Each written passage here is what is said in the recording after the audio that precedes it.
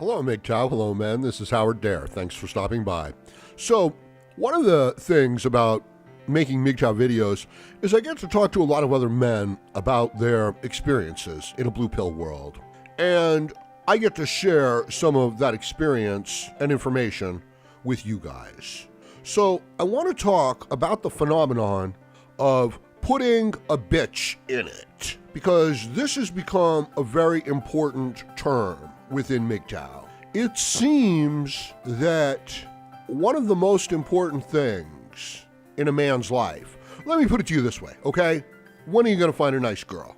I mean, I can see you're not really happy. I can see that everything in your life is not perfect. I can see that sometimes you're just not at 100%. So what I want to ask you, naturally is, when are you going to get a girlfriend? And I've also noticed that your business could be doing better. Maybe demand is down. You know what you might want to do? You might want to put a woman in charge. I also see that in your business, you use a lot of men in some of the difficult jobs, construction jobs, physical labor jobs, dangerous jobs. I can see that you have a lot of men in those jobs. You know what you might want to do? You might want to fill 50% of those positions with women that don't want those jobs and are not actually qualified for those jobs.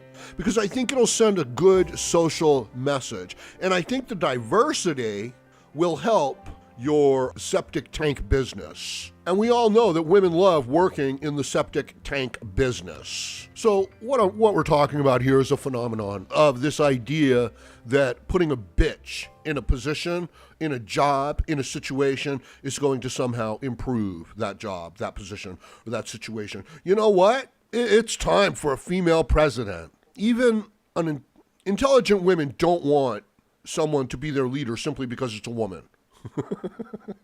I know, it's hard to believe, right? It's like, but is she qualified? It's like, no, not at all. As a matter of fact, she's not even qualified to plan out 3 days of events in advance.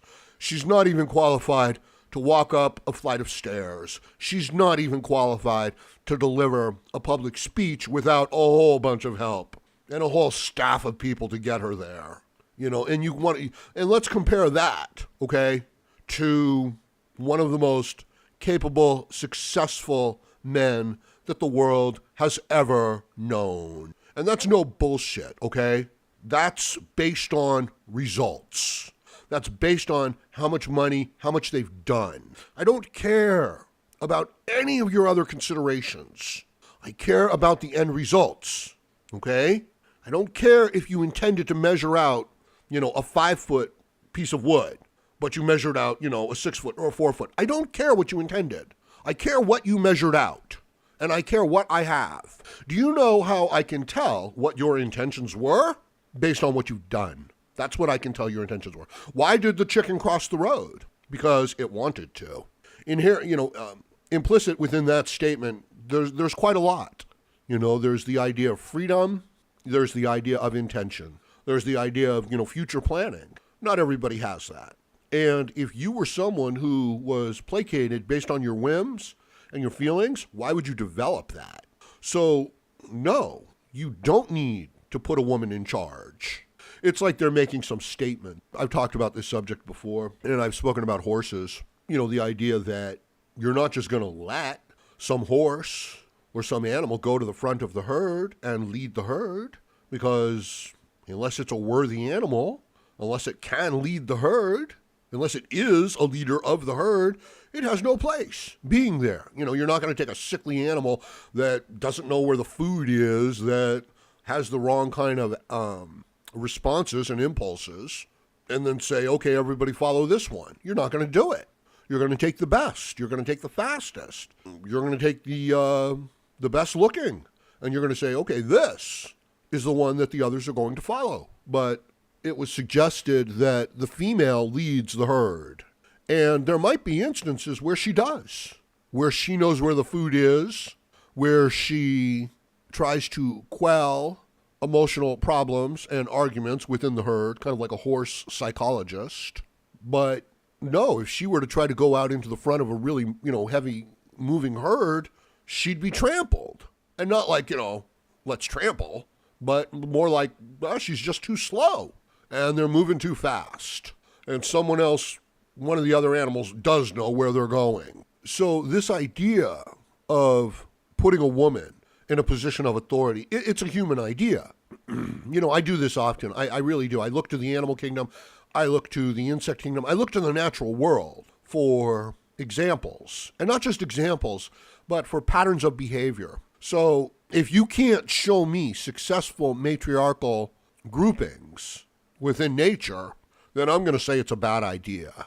I think hyenas are a matriarchal group. And it makes sense. They're scavengers, right? They're not based on ability. They're based on group. What I don't think people realize, or at least a lot of feminists and leftists, and people with group ideals, okay, is that in order for the group to achieve anything, you have to subjugate the individual. And if you subjugate the individual, all human rights, they're gone. That's where they are important in the individual. You can't take away this individual's rights and then say that you respect people's rights as a group, because you didn't. And if that individual and their individual rights, that is where those rights are represented, within the individual, within you, not within the group. Also, what we actually do matters, not what we intend. What we accomplish, it matters. So you can't say that, we intended to lower unemployment, but we didn't. But we're good people because we intended to do it. It's like your intentions don't matter. What you actually accomplished, that matters. Your intentions guide your behavior, but they don't absolve you from failure. Now, I've spoken about this as well. The capable, successful, strong man, he overcomes obstacles in the real world. He builds tools. He transforms the world and physical reality according to his will. And he invents science, mathematics, architecture, geometry, calculus in order to achieve his intention. Women don't do that. Women can learn mathematics and can use mathematics, but they don't invent it. They don't have to. So this idea that you're going to put women in charge, that's absurd.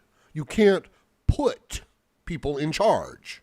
They have to be in charge or not. And the idea that, a weak boy or like a man boy is going to look to a woman to lead him, that doesn't mean that the woman has the metabolism or the mindset to do it. So the idea has become that if you put a woman in the situation, that things will get better.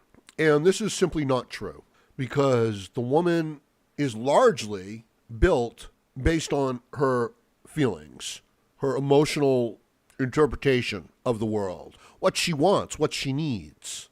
And if you don't give it to her and if you don't provide it to her, then you're a bad man. So that's the game that the women are generally playing. That's it. That's the extent of their ability. Will you open that door for me? No? You're a bad man. Will you give me those things? No? You're a bad man. And I'm going to tell the other men that you're a bad man and nobody will be your friend. Will you give me those things now? So that's what you're dealing with this vindictive, whimsical child that likes to get its way and will hurt things if they don't. And this is emotional abuse, as opposed to a masculine attitude, which is, I want to create a building. Every structure I put up seems to fall down. I have to find structures that are sound, and I have to copy those, or I have to understand the principles involved. That's how the man has to deal with reality. Think about what a capable leader that makes, what a capable tool builder that makes, how the man can adapt to circumstances and overcome the obstacles and carry out his will, independent of his feelings. And imagine how it limits a woman and a child. Now, the child, can learn, and the woman can learn as well. And depending on how disciplined the person wants to be, they can develop a full range of skills. But are they going to? Generally, no. They're going to take the path of least resistance. It's terrible to work with an emotional woman that's in charge. It's horrible. She punishes people. She doesn't get the job done. Everything gets colored with some, whimsical personality that can go one way one day and another way another day. All male resources are consumed without any sort of appreciation for how hard they were to create, as if they are owed to her. In other words, you put a woman in charge of a corporation and she starts losing money for the corporation. Lots of money, okay? She starts harming the reputation of the company and its future ability. And everybody makes excuses for her and says, no, she's still very good at this, but things took a bad turn. But if a man is in the same position at the same time, it's like, no, you suck. I don't care I don't care why. You were supposed to make us money, and you didn't. Therefore, you failed. Therefore, you're gone. I don't care about your excuses. Mark Twain said, if you have a good excuse, don't use it. It's true. You know why? Because it builds the proper character. I don't care about your excuse. I care about the results. And if you give the excuse, well, then I guess it's okay that you don't have your results. So if you want to get across the river, you're either going to get across the river or you're going to have your excuse. And the excuse doesn't matter. So imagine trying to put someone in charge that looks to someone else and then blames them. Anyway, I'm going to leave it at that for now. I hope you guys remembered to click on the subscribe button, click the bell symbol, and accept the email notifications. It'll help me grow my channel, and I would really appreciate it. Let me know what you think about this in the comment section below. Please like, share, comment, subscribe, donate, and join me again, Howard Dare, as I plan to have more content for you. Thank you, MGTOW.